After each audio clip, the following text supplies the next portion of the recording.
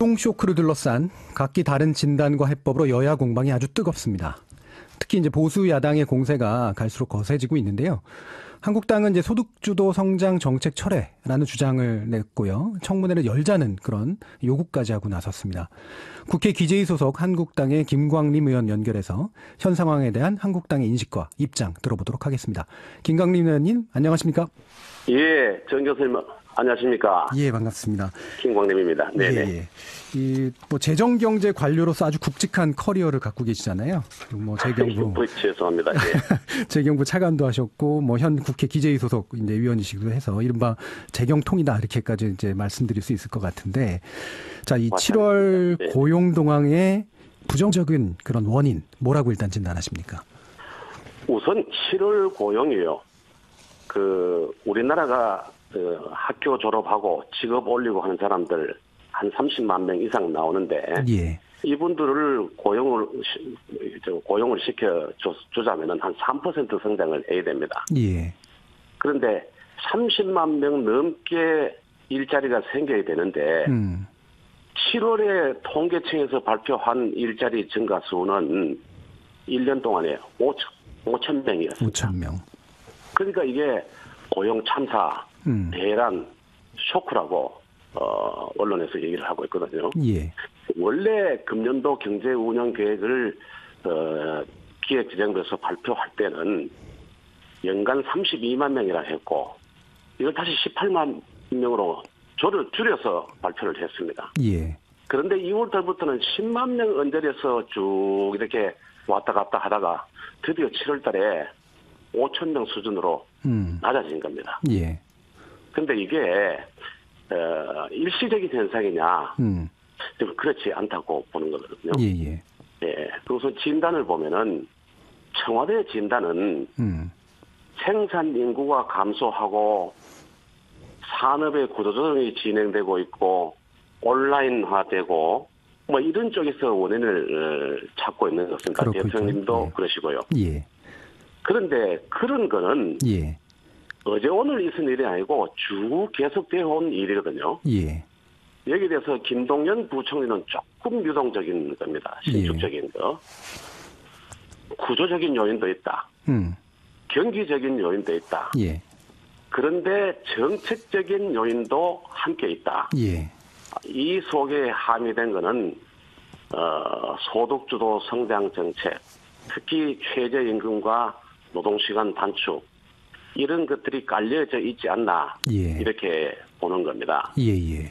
그런데 우리 자유한국당에서 뭐 국민들도 마찬가지겠습니다만은 그런데 줄어든 원인을 보면은 이 경제라는 그 3요소가 노동도 있지만은 자본도 있고 기술도 있지 않습니까? 그렇죠. 너무 친노동적으로 최저임금 급격하게 올리고 노동시간은 줄여라. 비정규직은 전부 정규직으로 해라. 예. 하는 이런 친노동 정책을 국가가 나서서 주도하고 있는 느낌입니다. 예. 그래서 이거는 어느 누가 동서고공을 막론하고 국가 주도에서부터 민간, 시장, 기업 주도로 바뀌어야 되는데 그렇지 않고 급격하게 임금 올리고 일들 시키고 정규직화 해주는 이런 것들에 대해서 그 원인을 찾아야 되지 않느냐. 예. 그런데 실제로 통계도 그렇게 나와 있어요. 예. 그러면 이게 최저임금인데 이게 예. 자영업 하시는 분들이 한 4만 명 줄었습니다. 예. 도소매 음식 숙박업 하는 분도 3만 명 줄고 건설업 쪽에서도 한 10만 개 가까이 줄고 있거든요. 예. 급기야 이분들이 거리로 뛰쳐나오고 있지 않습니까? 예. 그러니까 소득주도 성장은 다시 재검토하고 원래 국가가 해야 될 일로 민간 주도로 시장 주도로 돌아가야 된다. 이렇게 보고 있습니다. 예. 그럼 아까도 이제 말씀 주셨던 것처럼 이제 뭐 장기부터 단기까지 보면 구조적 요인, 그다음에 경기적 요인, 정책적 요인 뭐 세 가지 다 어쨌든 중요한 것 같은데 지금 이제 네네. 말씀을 들어보면 이제 구조나 경기적 요인, 다시 말하면 중장기보다는 단기적인 이제 정책 효과의 측면에 더 많은 책임을 두고 계신 것 같아요. 그래서 이게 이제 이 정부 그 문재인 대통령께서 집권하신 작년 5월 이후 예. 1년 3개월간에 바뀌어진 게 뭐냐? 예. 성장 정책, 경제 정책 운영이 소득 주도, 최저임금, 노동시간 단축, 비정규직 제로 뭐 이런 쪽으로 이루어지고 있는 거죠. 예. 국가 주도로. 그러면 사실은 이거 뭐 굳이 뭐 퍼센티지까지 나눠가지고 뭐가 이제 얼마만큼 책임이다라고까지 계산하기 좀 어려울 것 같은데요. 뭐 강조점이 조금씩 다르니까.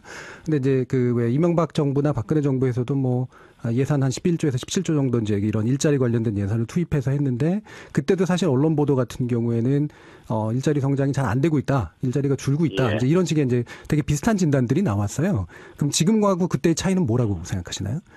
그때도 예. 구조적이고 경기적인 요인은 깔려 있었던 겁니다. 예, 동일하다는 근데 거죠. 지금 바뀌어진 예. 게 큰 획을 긋는 경제정책의 변화가 예. 소득주도 성장으로 바뀌어진 이후에 예. 이렇게 고용이 악화되고 경제성장이 둔화되고 있거든요. 예. 예.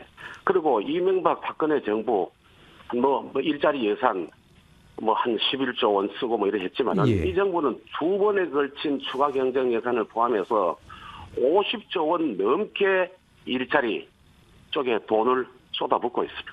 예. 50조 원이면은 어지간한 나라에 한 해 예산입니다.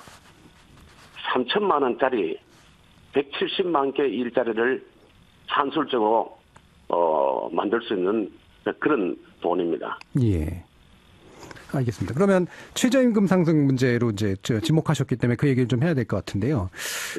지금 제가 통계치를 보니까 이제 10대에서 60대 고용은 이제 좀 늘어났고 이제 3, 40대 고용이 이제 줄어드는 그런 모습들을 보이는데 사실은 이제 그러면 이 최저임금에 영향을 받는 산업의 비중이 그렇게까지 높은 건 아니고 실제로 최저임금하고 좀 그 유사하게 가는 10대, 60대 고용은 외로 좀 느는 반면에 주력 산업이라고 볼 수 있는 것이 줄어드는 3, 40대의 인력이 줄어들고 있거든요.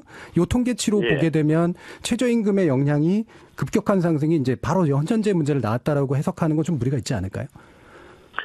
지금 40대의 고용이 계속 어려워지고 있는데 예. 이분들은 1990년대 말에 IMF, 2008년 시작하는 세계 경기 침체, 글로벌 금융위기 이걸 겪고 지금 이거 겪고 계시는 제일 어려운 예. 제조업 쪽에 계시는 그렇죠. 분들이고요. 예.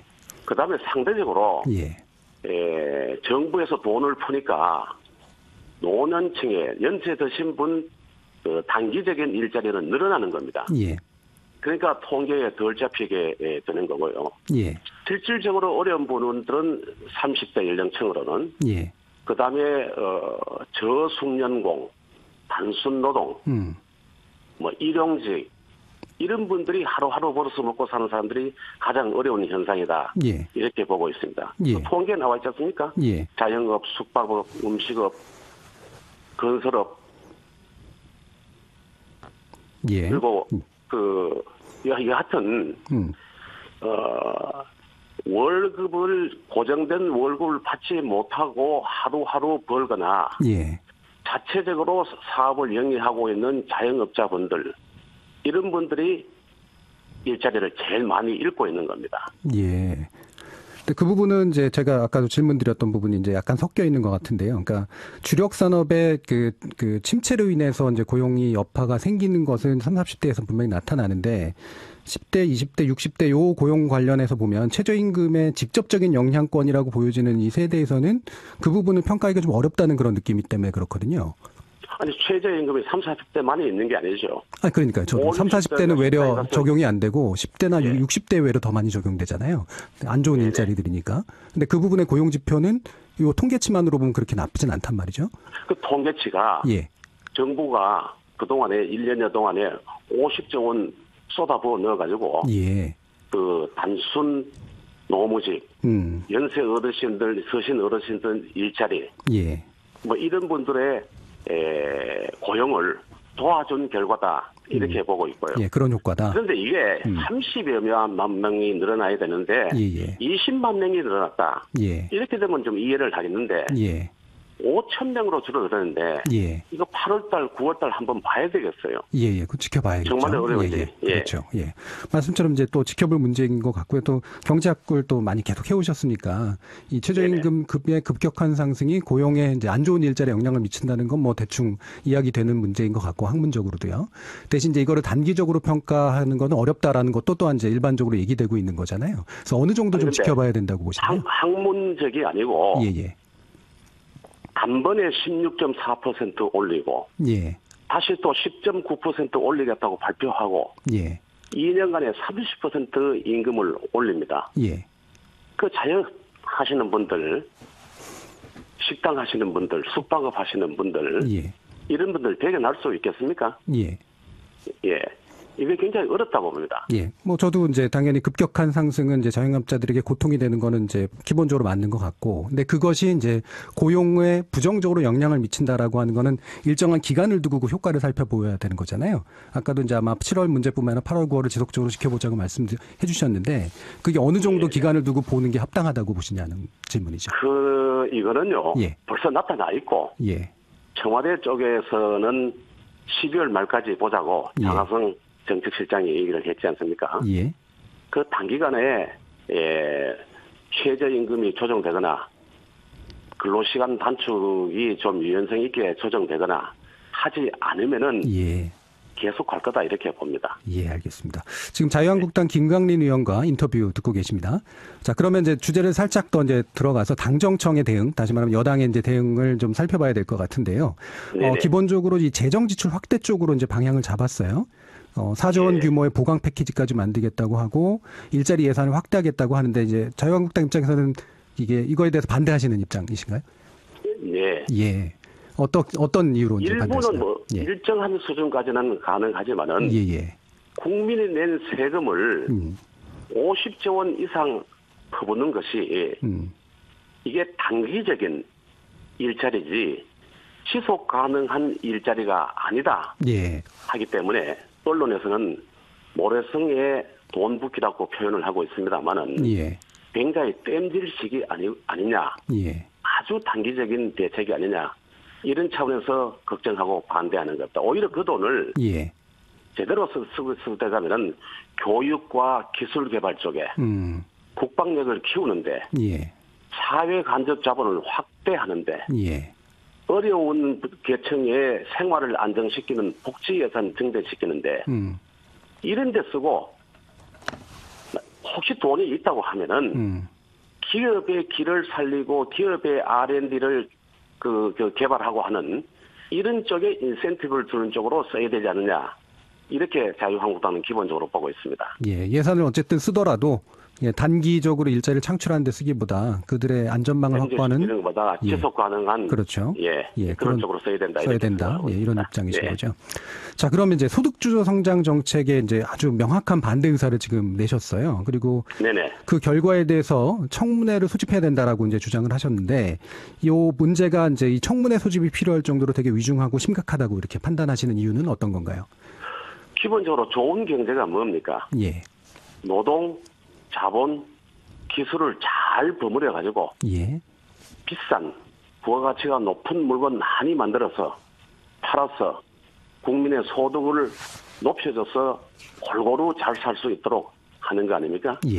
근데 지금은 이건 너무 노동 쪽만 귀하게 여기는 친노동 쪽으로 가는 게 아닌가 싶어서 이 내용에 대해서 국민들께 한번 여쭤보고 국민들이 보실 수 있도록 하자 하는 그런 취지입니다. 급격하게 이렇게 최저임금 올리는 거, 노동시간 단축하는 거, 전부 정규직 해주는 거 이런 것들에 대해서 국가가 나서 하는 것에 대해서 한번 공론의 장을 펴가지고 한번 해보자 하는 거고 이거는 국회법에도 엄연히 그렇죠. 예산 안건 심의나 국정조사 조금 시작하다 보니까 조금 있으면은 거기를 위해서는 청문회를 열 수 있다. 이렇게 했고 과거에도 카드 빚이 천조 넘당 할 때 지금의 여당 그때 야당에서 요구를 해가지고 자유한국당이 받아줘서 청문회를 했고 또 2년 전에는 조선업 구조조정이 필요하다 해서 9월 달에 이 국회 기획재정위하고 정무위가 합동으로 청문회를 했습니다. 예.